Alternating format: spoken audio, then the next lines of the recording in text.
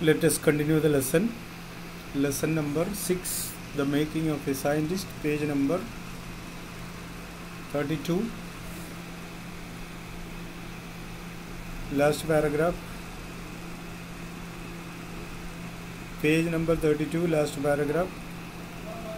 कल हमने देखा बटरफ्लाइज के बारे में नया जानकारी सीख के वो एक साइंटिस्ट बना.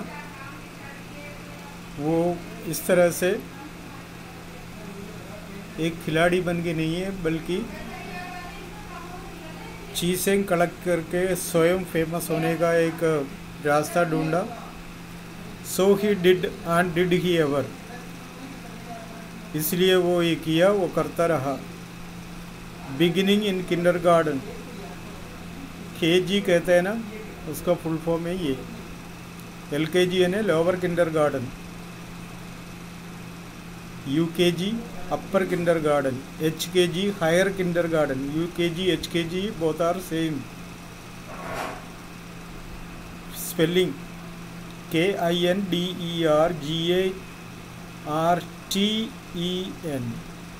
गार्डन नहीं है, गार्टन. किंडरगार्टन छोटे बच्चों को पढ़ने का जगह. स्कूल फॉर स्मॉल चिल्ड्रन, उसमें नर्सरी LKG, किसी जगह में UKG और HKG कहते हैं, और हम प्रेप कहते हैं, प्राइमरी से पहले. प्रेप का मतलब प्री प्राइमरी. यहाँ euro junior, euro senior, euro senior HKG, euro junior LKG, nursery nursery.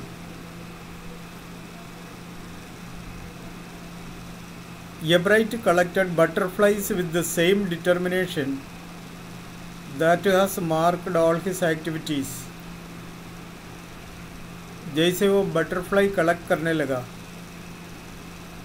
उसके साथ साथ उसका सारा एक्टिविटीज़ जारी रखा. He also collected rocks, वो कलेक्शन में रॉक भी कलेक्ट करने लगा. फॉसिल्स, रिमेन्स, अवशेष, जानवरों का या किसी का भी. एंड कॉइन्स, कुछ लोगों को कुछ चीज़ें कलेक्ट करने का आदत है, हॉबी है.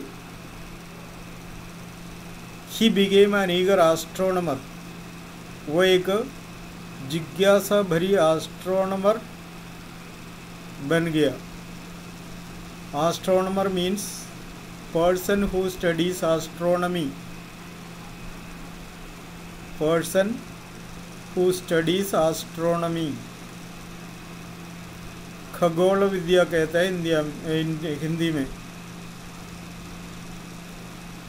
उसने एस्ट्रोनॉमी भी सीखा. समटाइम स्टार गेसिंग ऑल नाइट, और रात भर बैठे बैठे कभी कभी स्टार्स को ऑब्जर्व करते थे, निरीक्षण करते थे. From the first he had a driving curiosity along with a bright mind. शुरू से ही ड्राइविंग, इधर का मतलब कोई गाड़ी चलाने वाला ड्राइविंग नहीं है, इधर का मतलब स्ट्रॉन्ग. क्यूरियोसिटी यानी जिज्ञासा. शुरू से ही इसका अंदर जिज्ञासा बहुत रहा. जिसमें जिज्ञासा आता है उसका अंदर वो जानने का इच्छा होती है. हमारे अंदर कोई जिज्ञासा नहीं है, जो आता है ठीक है, नहीं आता तो नहीं आता. From the first he had a driving curiosity along with a bright mind, and he also had a mother who encouraged his interest in learning. वो जो भी सीखना चाहता है उसको सपोर्ट करने वाली एक माँ. She took him on trips, वो खुद घूमने ले जाती थी. Bought him telescopes, microscopes, cameras, mounting materials. वो अपने बच्चे के लिए टेलीस्कोप, माइक्रोस्कोप, कैमरास इत्यादि चीज़ खरीद के दिया.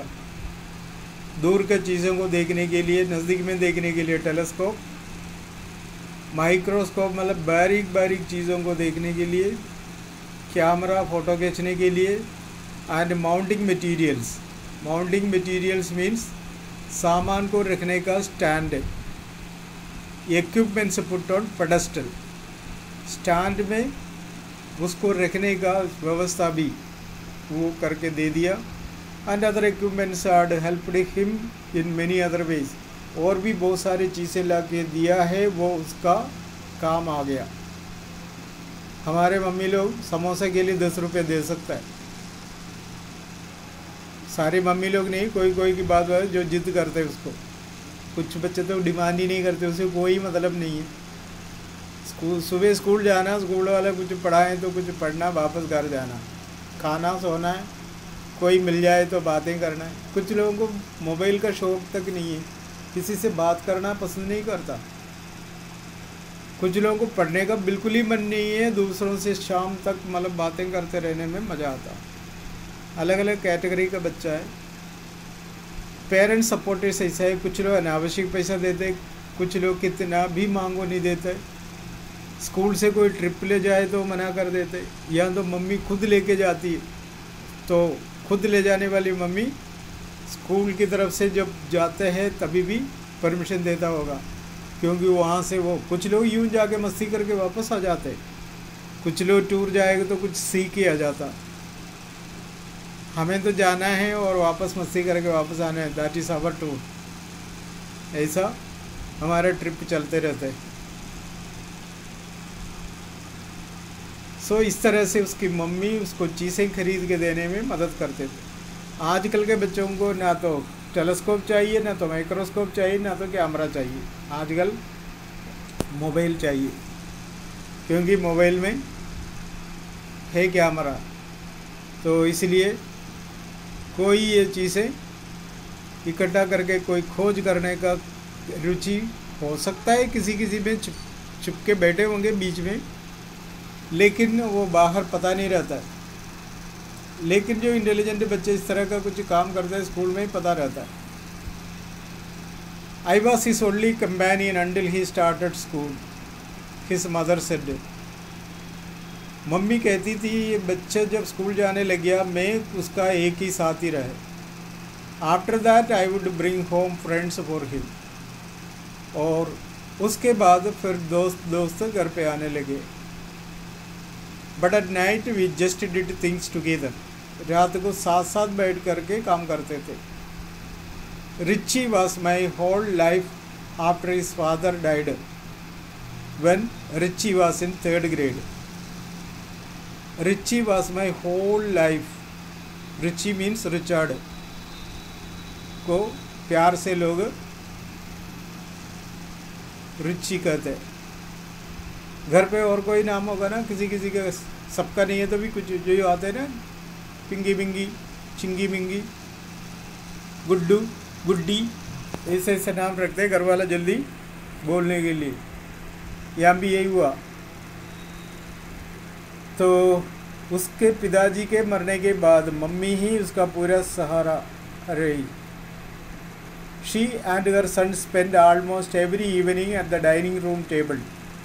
डाइनिंग रूम का टेबल में ज़्यादा टाइम बिताया, खाने के लिए नहीं, काम करने के लिए। If he did not have things to do, I found work for him।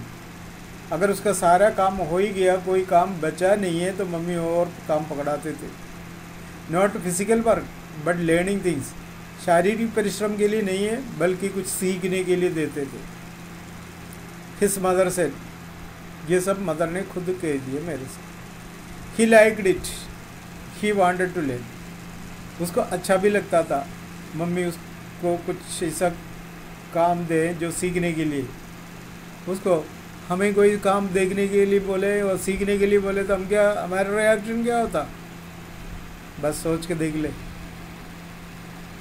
And learn he did, पढ़ाई वो तो किया ही सही। And he earned top grades in school, school में टॉप आते थे। On everyday things he was just like every other kid, his mother said. On everyday things he was just like every other kid, रोज़ जो काम करना है वो बाकी बच्चे जैसा करते हैं वो भी ऐसा करते हैं, कोई ज़्यादा उसमें ध्यान नहीं देते। हिज मदर से। हमारे जो जेलसी माइंड है, हम कोशिश करते हैं वो क्लास में फर्स्ट नहीं आया तो बस हम चिढ़ते उस बच्चे से। उस बच्चे से चिढ़ने के बदले तो उस अगले एग्ज़ाम में उसके बराबर करने के लिए, उसका आगे निकलने के लिए कभी नहीं सोचता है, चिढ़ते है उससे। यही हमारी आदत है। लीव दैट आदत, उसको छोड़ दो। ऐसी आदत रखना अच्छी बात नहीं है। हो जाता है लेकिन ये अच्छा नहीं लगता है। जेलसी नाम का चीज़ बहुत ख़तरनाक है। By the time he was in second grade मतलब क्लास को कई जगह में ग्रेड बताते हैं, लेकिन टॉप ग्रेड का मीनिंग अलग है, वो तो रैंक में। या दूसरा जो ग्रेड है सेकेंड रैंक मतलब by the time he was in the second grade इधर का grade class. एब्राइट had collected all 25 species of butterflies, पूरा 25 स्पीसीज बटरफ्लाई का कलेक्ट किया। Found around his home town, उसके होम टाउन के आसपास में जो भी देखा वो पूरा उसने कलेक्ट किया। सी फॉलोइंग बॉक्स, इस बॉक्स में स्पेसीज एंड सब species of butterflies collected in 6 weeks in reading Pennsylvania. अपने होम शहर में रहते समय उसके आसपास में इतने साइज के बटरफ्लाई का स्पेसीज मिला, प्रजाति, स्पेसीज यानी प्रजाति। ये खुद पढ़ना, लिस्ट देखना, समझना और उसको मन में रखना। और इसलिए मैं इसको नहीं पढ़ रहे, तो you have to learn this, you have to watch this, you have to keep it your mind. Objective type question में कम कर दूँ। अब कुछ दे रखा है, gossamer winged butterflies, snout butterflies, wood nymphs and satyrs, monarchs, white and sulphurs, brush footed butterflies. उसका नाम सीख लेना, बाई चांस कोई ऑब्जेक्टिव टाइप में आएगा तो। ये तो खुद के लिए होमवर्क का रूम में दे रहा हूँ, पढ़ लो। That probably would have been the end of my butterfly collecting, he said. शायद बटरफ्लाई कलेक्शन का आखिरी सीमा है, क्योंकि इससे ज़्यादा वैरायटी मिलेगा नहीं। But then my mother got me a children's book called The Travels of Monarch 10, Monarch X भी कह सकता है। तब मम्मी ने मुझे इससे रिलेटेड एक बुक ला के दिया, called the travels of monarch x. अब 10 है, एक्स है तो कुछ पता नहीं सकता, जो भी है समझ ले। मोनार्क एक्स पढ़ लो, 10 से बाद में देख लेंगे। 10 नहीं है अक्सर तो लेसन आगे पढ़ते समय कुछ भी नहीं है तो ठीक नहीं है, तो मोनार्क एक्स का नाम से पढ़ लो। That book which told how monarch butterflies migrate to central America. उस किताब में ये लिखा मोनार्क बटरफ्लाइज, ऊपर चार्ट में भी दे रखा है। मोनार्क यानी राजा होता है, वैसे शब्द का meaning. Monarch butterflies migrate, migrate यानी move from one part to another, मतलब उसके पेंसिल्वानिया से ये सेंट्रल अमेरिका की ओर मूव करता है। Open the world of science to the eager young collector, ये उसका दिमाग और खुलने का मौका दिया। इस तरह से उसकी मम्मी एक किताब ला के दिया, हमें कोई किताब ला के दिया तो कोने में रख देते, लेकिन रिचर्ड ऐसा नहीं था, उसको इस तरह की बुकें मिला तो वो विशेष करके वो जो जिज्ञासा रखने वाले सब्जेक्ट के किताब ला के दिया तो वो पढ़ के खाने लगे।